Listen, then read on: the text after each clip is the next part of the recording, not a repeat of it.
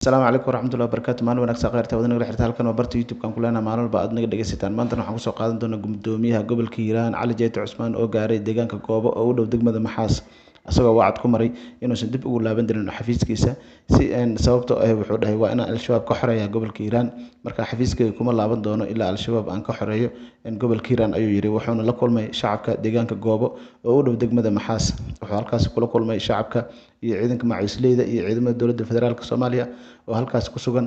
Wuxuuna kaashanayaan niman fara badan oo xildhibaano ah oo ayagana halkaas gaaro Hirshabelle baarlamaankeeda ka tirsan nin lagu magacaabo Dhagweyne hormuud u yahay. Marka halkaas ayuu gaaray wuxuuna leeyahay anaga ururka al-shabaab gobolka Hiiraan ka saarna ayaa naga go'an ciidamada macawisleyda qalabkooda waa loo dhammaystirayaa hawshan waa inay gutaan dagaalo fara badan ayaa halkaas muddooyinkii dambe kasoo noqnoqonayay. Dadka deegaanka gobolka Hiiraan ayaa aad iyo aad barihan weerar ugu haya ururka al-shabaab taasoo isqabqabsi fara badan iyo dhibaato fara badan halkaas ka dhalatay ee sababtay in dagaal kafool oo dhex maro muddo fara badan deegaanka Maxaas iyo Goobo iyo meelo kale. Marka hadda wuxuu leeyahay kuma laaban doono xafiiskayga dagaalkan waa iga go'an yahay waxaana sameyn doonaa meel walba ay joogaan ayaa ugu daba tegi doonaa. Gudoomiyaha Cali Jeyte Cusmaan waxaa leeyahay waa nin adag oo go'aan adag waxaana leeyahay dagaalka uu galo waxba lama ahin dagaalo hore ayuu galay inkastoo marar fara badan minooyin loo dhigo ka badbaaday gudoomiyaha. Hadda laakiin wuxuu wacd ku marayaa in ururka al-shabaab ka saari doono gobolka Hiiraan. Gobolka Hiiraan ururka al-shabaab muhiim ayay u tahay sababtoo waxay isku xirtaa gobolada dhexe iyo Baay iyo Bakool isku xirtaa iyo Banaadir intaba. Marka xarun muhiim ah oo marin muhiim ah ayay u tahay haddii gobolka Hiiraan iyo magaalada Muqdisho iyo Balcad ay isku xirmaan halkaas ay toos ugu xirmaan ururka al-shabaab meesha ay ka baxaan waxay noqon doontaa al-shabaab ku sugan Galgaduud iyo Mudug inay go'doon yihiin kuwa Baay iyo Bakool ku suganna go'doon ay yihiin. Marka halkaas ayaa aad iyo aad dagaalada uga dhaceen marar fara badan ay kusoo noqdeen.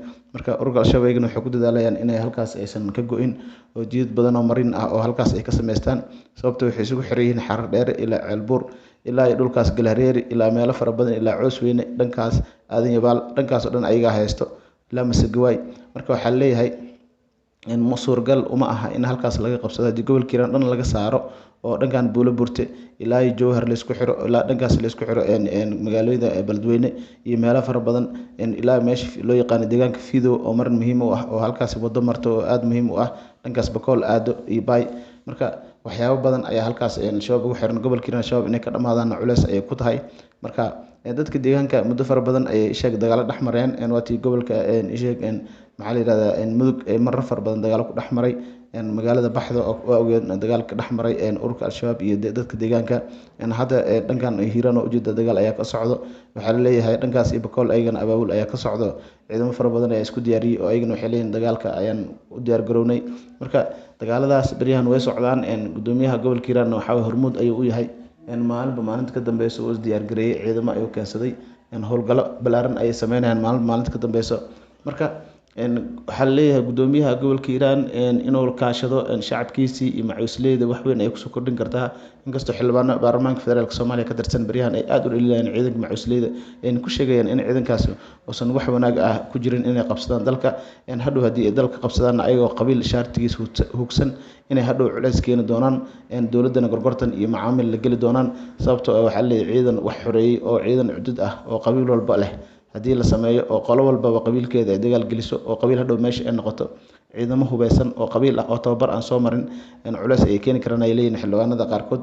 Marka in dagaal hadhow ay dhihi doonaan gorgortan ay u baahannahay sida ahlu sunna hadda kor ay sameysay cudud jirto oo muuqata ayay noqotay waatii dagaal toos ay la galeen dowladda Maxamed Cabdullaahi Farmaajo waatii markii dambe Khayre 2 bilood oo u jooga asagoo prime minister ah u joogay magaalada Dhuusamareeb wada hadal dheer ka bacdina waatii xildhibaano iyo laga siiyay baarlamaanka waa ogeen dhibka ka dhacay meeshaas Mudug. Marka waxay leeyihiin haddii tii oo kale dhici karto ciidamo fara badan inay halkaas intay yimaadaan markay al-shabaab ka xoreeyaan dhulka in hadhow qaab qabiil nin walba oo dhahaye anaga waa soo dadaalnay dagaal ayaan soo galnay hub ayaan qaadanay marka waan u baahannahay in xilal wasiiro iyo hadhow dowladda gorgortan inay la tagaan. Dadka qaarna waxay leeyihiin waxba dhib ma laha haddii ay hadhow gorgortan la imaadaan dadka waxbay dhaamaan macawisleyda waxaa nooga daran yihiin nooga roon yihiin ururka al-shabaab.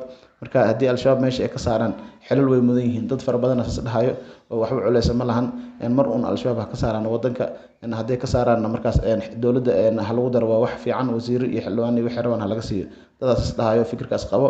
Marka dadna way kasoo horjeedaan ilaa 2 xildhibaan ay kasoo horjeeda fikirkaas inkastoo mid ka mid ah oo nin yar xildhibaan suxul oo wax ka laabtay oo dhahay aniga warkayga si qaldan loo turjumay. Marka dagaaladaas gobolka Hiiraan iyo wixii kasoo kordho iyo barnaamijyadooda insha Allah waa idiin soo gudbin doonaa.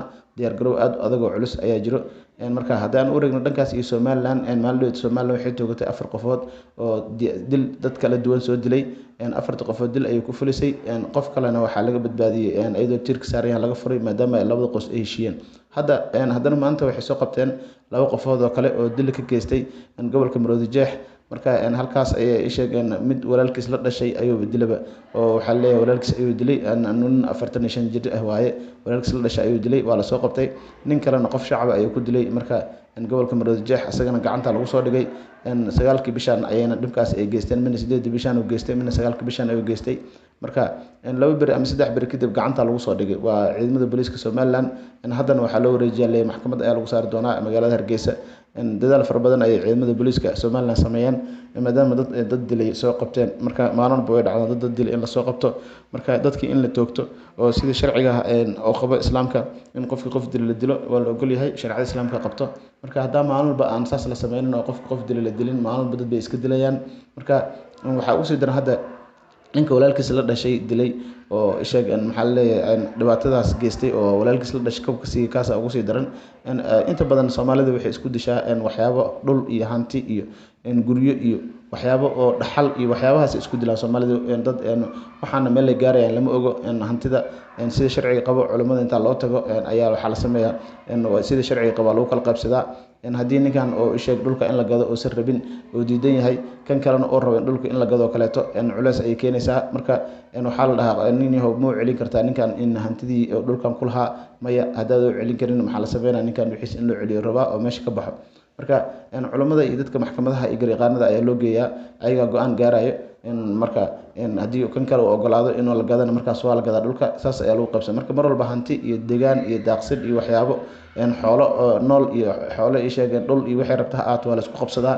inta badan dadka walaalaha iyo waalidka isku waxay isku dilaan waa hanti iyo hunguri. shacabka Soomaaliyeed dhamaantood way la socdaan, waxyaabahaas kale way dhici jireen. dowladda iyo dadka deegaanada xataa waxyaabo isku qabsadaan mar walba lagu murmo waa hunguri wax kale la isku murmo. dowladnimada Soomaaliya waxa loogu ordayay nin walba inuu xil u ordayo hunguri ayaa hayo.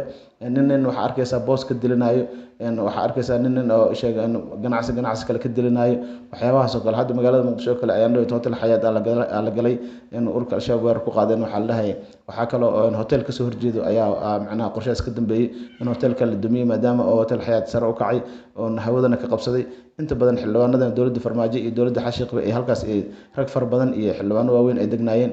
Marka hotelka shirar iyo waxyaabaa ka dhici jiray. Marka waxaa leeyahay hoteelo kale kasoo horjeeda u dhow ayaa macnaha weeraray oo ganacsiga ay ka xun yihiin. Marka haddii mar ganacsigii la isku haysto, haddii oo dhulkii wixii la isku haysto, haddii oo wax aan la isku cafinayo aysan jirin, shacabka Soomaaliyeed meel u socda lama yaqaano.